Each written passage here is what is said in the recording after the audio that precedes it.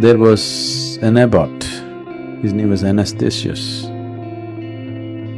He had a holy book, a combo of Old and New Testament in a fine parchment, a nice book, a well-made book. It meant a lot to him, and every day he used it as a part of his prayer and as part of his spiritual life. One day a monk came into his room and he saw this fine book, and when the abbot was not there, he just picked it up and he left.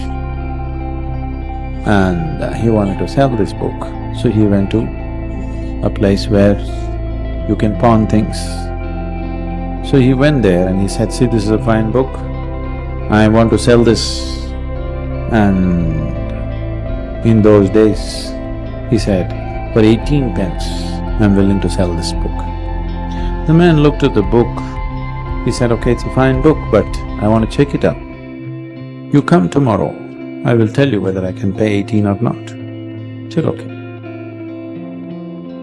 So the man took the book to Anastasius and asked, "Father, somebody brought this book to me. How much do you think I can pay for this?" He's asking 18. Anastasius looked at this book. It was his own book. He said, "For 18 it's a bargain. It would cost much more." The man said, "Thank you, father," and took the book and went away. Then the next day, the monk came to collect the money. So, the shopkeeper said, "Yes, I'm willing to pay 18 to you. I actually consulted Father Anastasius and he told me I can pay 18. The monk just rose. Said, "What, you asked Father Anastasius?" "Yes, what else did he say?" He said, "He just said it's a fine book, I can pay 18. Nothing else, nothing at all." Then the monk said, "I don't think I want to sell the book. You give it to me." He took it and went back to the abbot. And he said, "I took this book and even though it came to you, you didn't say anything, you could have just held it, it's yours." He said, "Don't you worry, my son, it's my gift to you, you take it. You take it and go. It looks like you need it more than me. I need it. And I can always get another copy, but it looks like for you it's very precious, you take it." Now he just broke down and he lived and served him for the rest of his life. Why I'm saying this is, this will come to you only when you know you could die today. You could die today or you could die tomorrow. Then you will not struggle and haggle with everything. You're willing to let go of things. When you believe you're going to be here forever, you go on accumulating and struggling with these things. It is because of this, people, you have enough clothes for 3 lifetimes, enough shoes for 6 lifetimes. Yes, isn't it so? So you decided you're going to come back 6 times over, at least to wear the shoes out. At least the shoes shouldn't go waste, isn't it? Most people think, generally in the world, they believe that if they die in their sleep, it's wonderful. What a horrible desire. You want to die unaware? Because you're so scared, you think dying in sleep is better than dying awake? I want you to die fully awake. This whole process of how to die,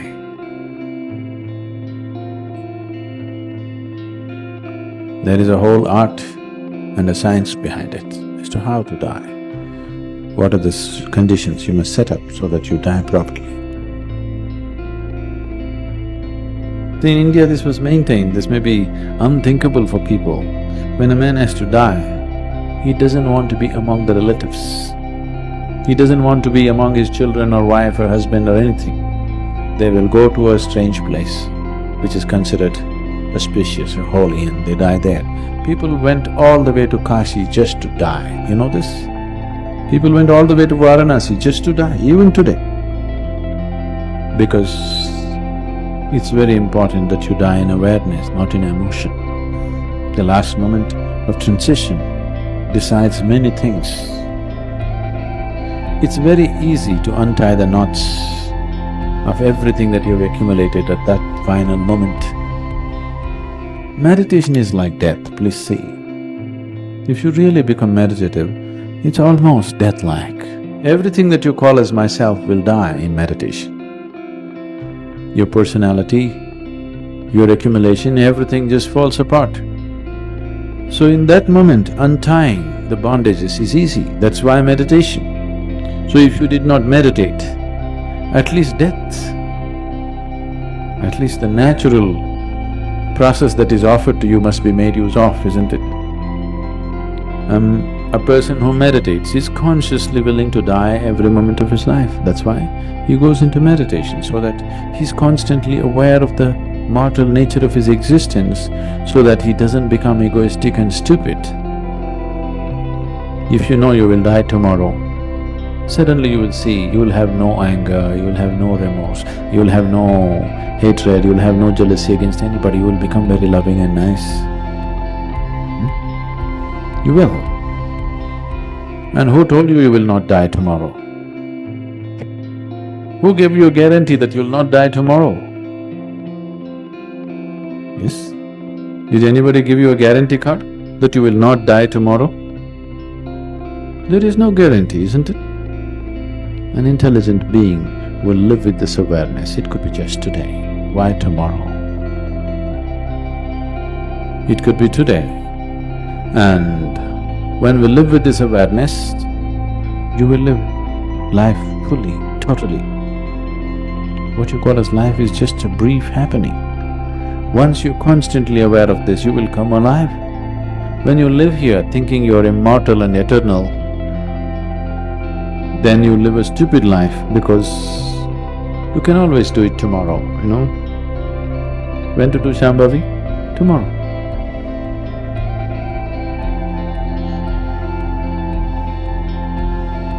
When people are constantly aware of death, those who become meditative become less and less reactive, because consciousness means that you are aware of all the nature of life itself. When you're aware of the nature of life, you're constantly aware of death.